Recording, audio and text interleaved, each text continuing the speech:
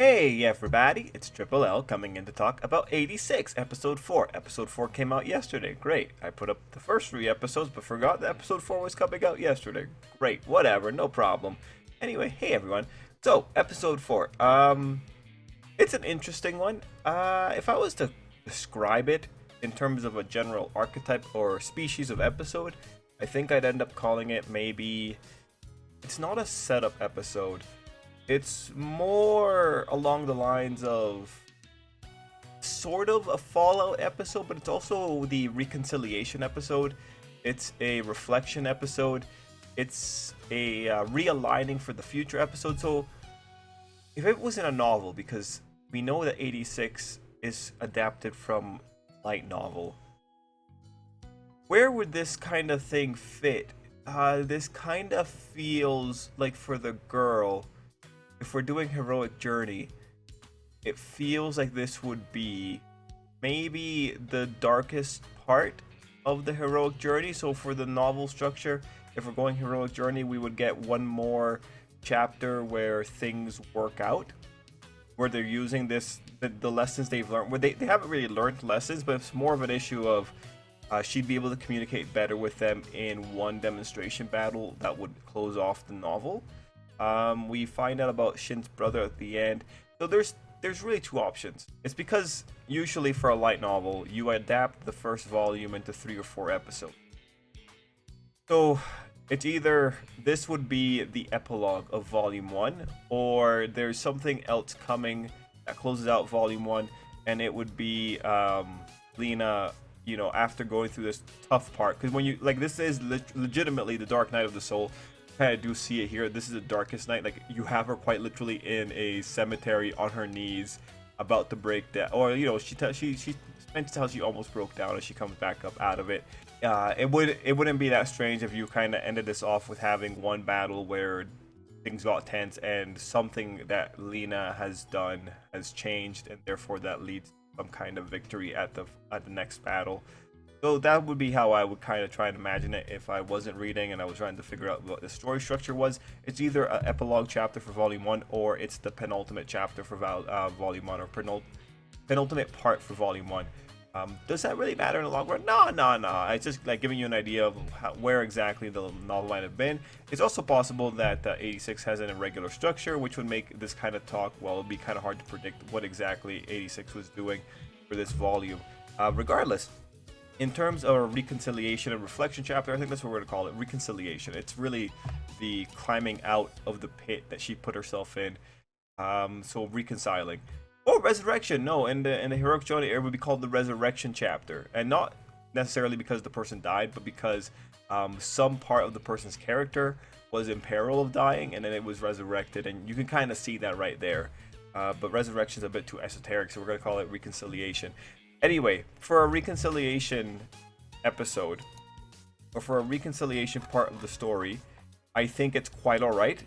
I don't have any significant issue with it, so I'm going to end up scoring it rather high.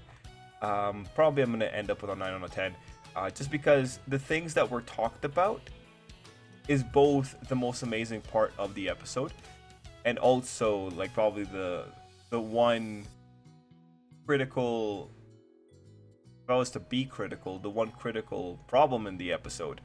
And just to speak of the problem, just because we spend a lot of time really making sure that we understand the nuance. And the unfortunate thing is that I don't think people are going to understand the nuance that's occurring with the people that Lena is surrounding herself with.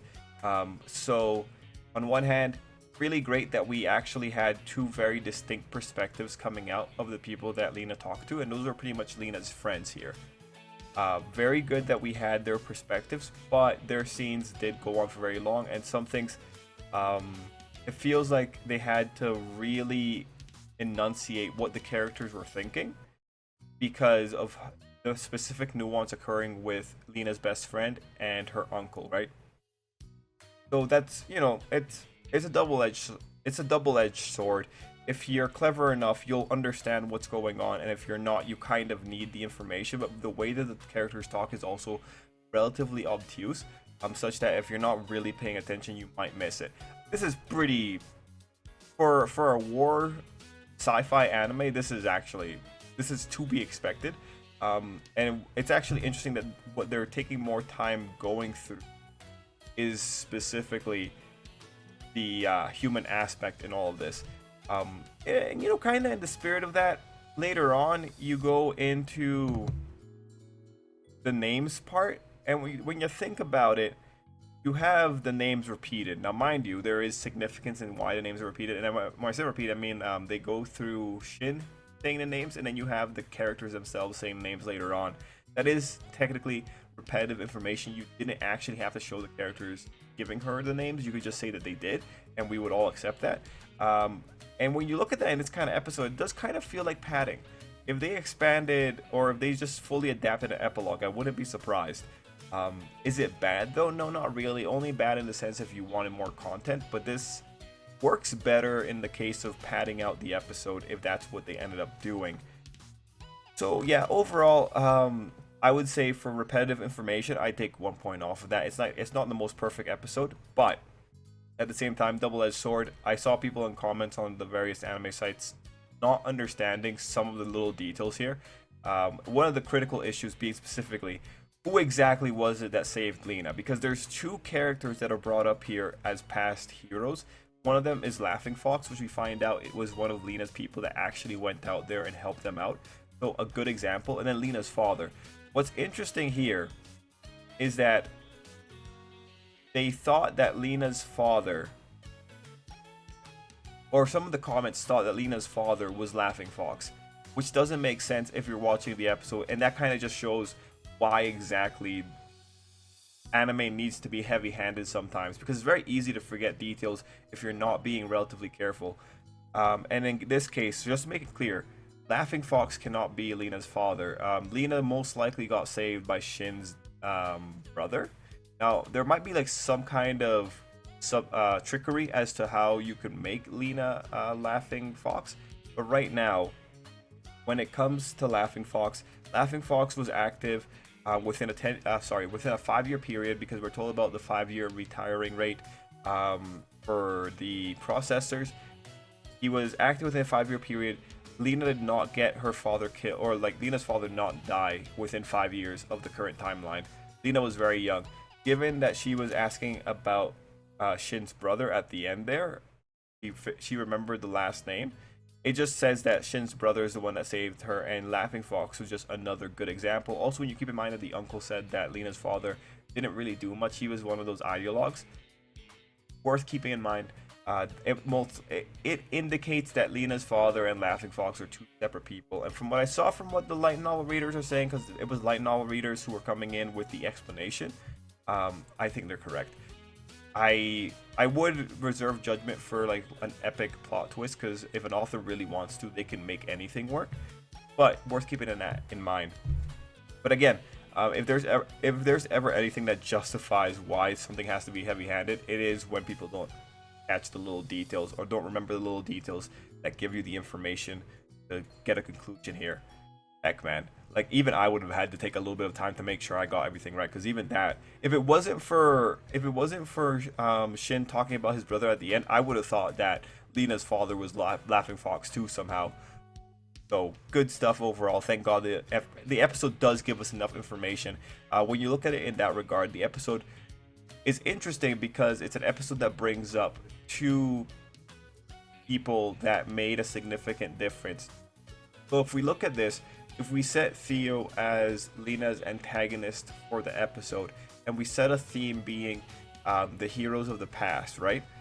For Theo, you have an exception in that one of these, Alba, is one of the people that influenced him the most and pretty much, set him on this path, or like, added in something.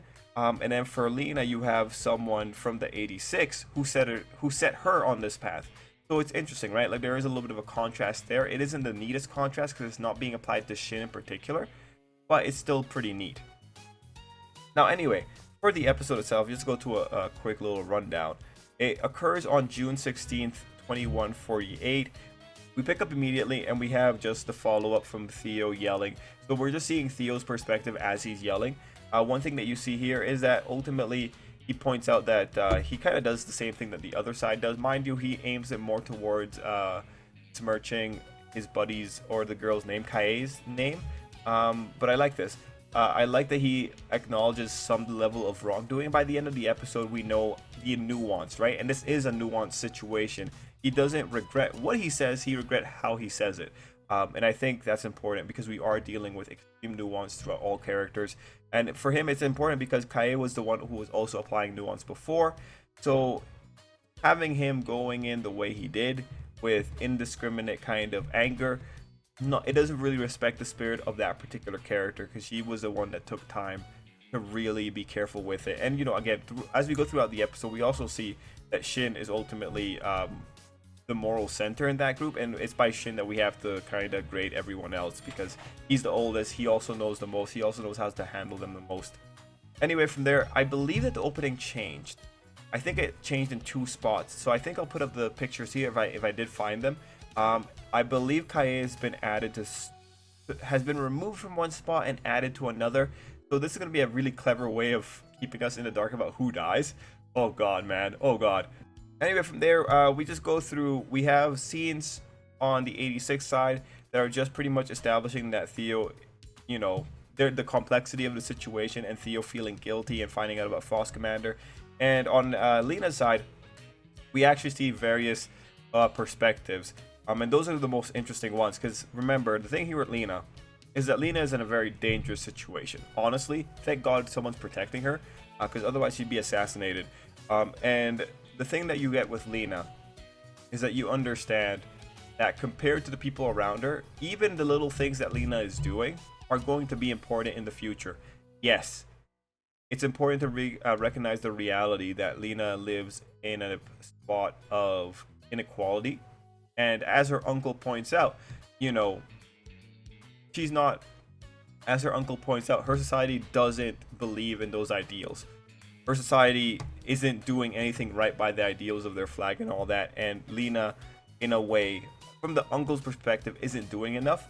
But honestly, when you see the people around Lena, every moment that Lena takes to say something in opposition to her friend, that does do a relatively big thing, because at the end of the day, it's because of every talk that she has with her friend that her friend might eventually come around. And it's because of every talk that she has with her friend that we understand how bad the situation is, even with the more nice people within that, within the Republic and all that. So those are 2 conversations I would want to go into more. When you have Lena talking with her friend, you have her friend definitely in a position of, he's accepted reality, right? Because her friend is wanting to accept that they live in different worlds and telling her to spoil herself. And what you see here, and the episode also has another part with Shin saying how the handlers have certain things applied to them to prevent them from going too crazy about the way the processor is treated. So psychological manipulation. This is another thing that the episode is about. It's about the biasing that occurs to make Lena not consider looking at the processors as fully human, right? There's a lot of things going in here that bias Lena out of it. But when you look at her friend, she's biased to just wanting to accept that arbitrary division that the Alba have created. And with her friend, it gets really uncomfortable because her friend talks about the luxuries of their world and how, like, the pudding's on this side, it's not over there. And, we have to accept that we live in a happier place. Throughout this, we also have Lena understanding her bias, because her friend calls her out. Well, like, you didn't ask for her for their names, so aren't you kind of like us? And that was a really insidious kind of tactic. She points that out because she wants to point out that Lena is more like them than the 86. But Lena's going in there. Well, like, they're still human, right? On this conversation, the friend is really insidious. Not probably because the friend is trying to be insidious, but just the natural position that the world puts them in is very insidious. And here is where the complexity has. When you have Lena willing to say something in the contrary to her friend, that's tough, because you could lose friends for that in the real world. Like, usually if you're going to be someone that's leading positive societal change and righting an injustice, you're going to lose friends. Your friends might not be willing to go on that journey with you. And here you have a really uncomfortable thing where this girl's just saying to appeal to the luxury of the situation and just stay in the comfort of the safe world. the world that's safe on the backs of the 86. If Lena had given in to what her friend was saying, I wouldn't have really judged her, because it's your peers who apply the most pressure to you. But here you have Lena doing her best. Like, yeah, and it's also interesting how her friend uses Lena's faults to try and bring her back down to her level. But Lena still, she struggles, but at the end of the day, she still rises above it. I don't think that, I think that the writer understands what peer pressure does. And I'm not sure if the typical anime fan realizes how dangerous that situation was and how uncomfortable that would be in real life. For going out of their way to write that situation and show the friend having this particular line of thought, show the friend using Lena's mistakes to bring her down to her level, I think that was really well done. I think that was really good. It might be something that's underappreciated, but that was legitimately top tier. And again, Lena being willing to go against her friend, the 86 might not rate that as valuable as being on the field as them, but that is the beginning of change. Like, these people aren't going to be treated well. You need more people like Lena on the inside, be willing to help the 86 out. Anyway, we get Lena's name, which is interesting because it's an episode about names. So we get her full name, Vlad Lena Malaise. Good stuff, whatever. And then we go into the thing about the father. And next we have the uncle's nuances. Not gonna lie, when it comes to the uncle, I did not think he was gonna come in the way he did. I think the way that he spoke about things was interesting. I think the way he spoke about Lena's father, like pointing out what was going on with Lena's father, brutal but very interesting perspective. Between the two, I think the uncle has a much more interesting view on reality, because his view of reality, he knows the reality of the situation. He's just choosing a particular option within that reality. Like, his interpretation feels a lot stronger than Lena's friend wanting to just accept the situation they're in and turning her eyes away from it. This guy, he does not turn his eyes away from the reality of the situation. And so when it comes to him, of course, the most interesting thing is that he talks about Lena's father and says, your father assumed that he would never die on the battlefield. That's a really strong thought. That's a really strong bias. And you have Lena's father being this symbol of an ideal. And to have him dressed down like that, to have him still be a victim of a bias, the writing could still turn Lena's father into something else. Like, if you had Lena's father actually being involved in a conspiracy with the 86 to try and get them out of a better situation, or if you had Lena's father enabling Laughing Fox at some time to go out there with the 86, I think you would have a different situation, because it's all based on what the uncle understands of his friend, right? But anyway, when you look at that, I appreciate that he dressed down the potential of a bias within Lena's father, being that Lena's father was ultimately someone who spoke about things but didn't really do anything. But if you notice this again, what both characters do, Lena's friend and the uncle, is that they try to bring down characters who are beginning to try and do something by saying, oh, but you didn't do enough, right? Oh, what, you gave money to some charity? Oh, but you're not involved in a charity. You're not going to the soup kitchen.